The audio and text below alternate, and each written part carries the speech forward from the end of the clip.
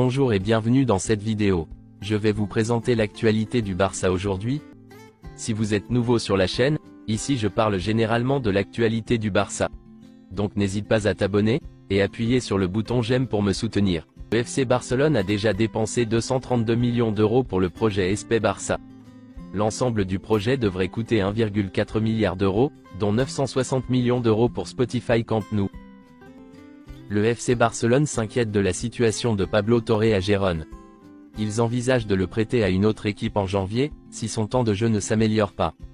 Vitor Roque s'est déjà remis de sa blessure, et se prépare à rejouer. Il sera de retour contre Vasco da Gama samedi prochain. Le Barça explore toutes les formules possibles pour obtenir Vitor Roque au mercato hivernal, à la demande de Xavi et Deco lui-même. L'équipe médicale du FC Barcelone a suivi Vitor Roque pendant sa blessure.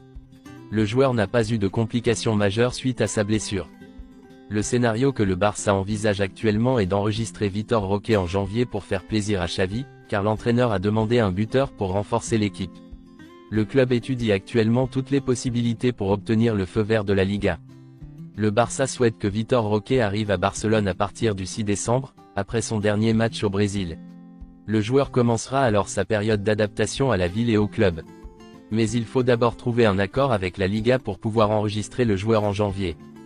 Vitor Roque ne se rendra pas à Barcelone, s'il n'est pas sûr de pouvoir jouer pour Barcelone à partir de janvier. Sans le feu vert, il restera au Brésil.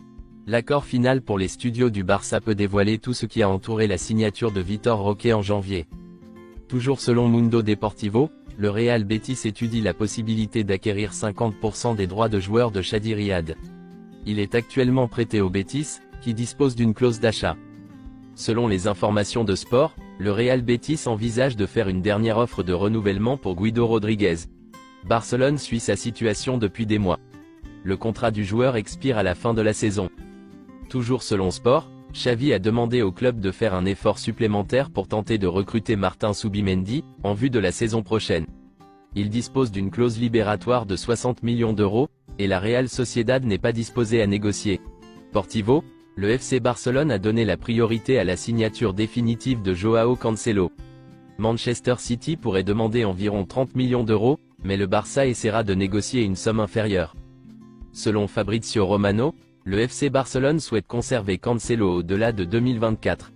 Le club est satisfait de son attitude et de ses performances. Le Barça ne négociera pas maintenant avec Manchester City, cela se fera plus tard. Cancelo lui-même veut rester. Selon Sport, Tottenham veut Rafinha en janvier. En Angleterre, on assure que le Barça a fixé un prix initial de 70 millions d'euros pour Rafinha. D'autres sources indiquent que Tottenham n'irait pas au-delà de 35 millions d'euros. Tottenham a déjà essayé de recruter Rafinha au cours des années précédentes. Aujourd'hui, ils veulent profiter du manque de temps de jeu de Rafinha au Barça, pour trouver un attaquant de classe mondiale. Auteur de 5 buts et 4 passes décisives en 14 matchs, Savio surprend son monde. À 19 ans, le Brésilien séduit le FC Barcelone. Mais Gérone a prévenu, il n'est pas vraiment à vendre. Voici la déclaration du directeur sportif de Gérone, Quique Carcel. Quand on vous dit que Deco aime un de vos joueurs, vous êtes fiers. Cela nous est déjà arrivé la saison dernière avec Oriol Romeu, mais notre objectif est de retenir ces joueurs, car changer l'ensemble de l'effectif est difficile, a lancé le directeur sportif de Gérone, Quique Carcel, répondant à l'intérêt du FC Barcelone. À 17 ans, Matija Popovic est considéré comme l'une des plus gros cracks serbes de sa génération. Selon les informations de Gianluca Di Marzio, ses qualités et son talent auraient convaincu le Real Madrid et le Barça à miser sur lui. Polyvalent, l'attaquant peut évoluer en pointe comme sur le côté. Auteur de 21 buts en 25 matchs avec les U19 du Partizan Belgrade, il est donc suivi par les deux colosses espagnols. Dortmund suit également le dossier de très près. C'est tout pour aujourd'hui, et merci d'avoir suivi la vidéo. Mettez un j'aime si la vidéo vous a plu, et n'hésitez pas à vous abonner, pour ne pas manquer les prochaines vidéos. Merci et à bientôt.